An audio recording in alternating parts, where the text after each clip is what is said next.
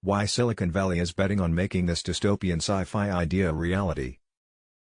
The metaverse is a relatively old idea that seems to gain momentum every few years, only to fade from the conversation in lieu of more immediate opportunities. Perhaps predictably, those working on this technology see signs that this time could be different. A lot of the folks that were working on it before are still involved, it's just that we've been waiting for certain technological advancements. Improvements in mobile device processors, gaming systems, internet infrastructure, virtual reality headsets and cryptocurrency are all crucial building blocks for creating the metaverse and ensuring consumer adoption. What's more, after the pandemic forced much of the world to work, learn and socialize from home, many people may feel more comfortable interacting virtually than they did 2 years ago, something tech companies may be trying to capitalize on. A change like this is always a multi-decade, iterative process, and yet, despite that fact, there is an unmistakable sense over the past few years that the foundational pieces are coming together in a way that feels very new and very different. Will the metaverse have the same problems as the internet? Proponents of the metaverse say there could eventually be huge business potential, a whole new platform on which to sell digital goods and services. It could also have benefits for how humans interact using technology.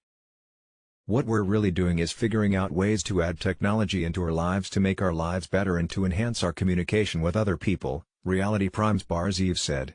What we're really doing is figuring out ways to add technology into our lives to make our lives better and to enhance our communication with other people. But there are also a host of concerns about how the metaverse could be used or exploited.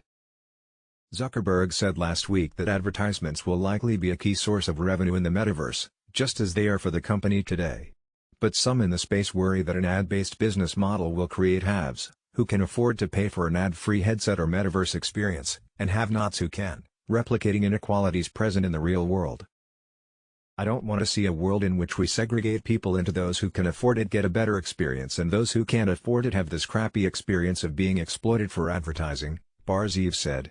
He added that online harassment could become more intense when users can assault each other's virtual bodies, rather than just trading ugly words on a screen. Data privacy and security could also become greater concerns when more of our lives, our data, our labor, our investments now exist in purely virtual form, Ball said.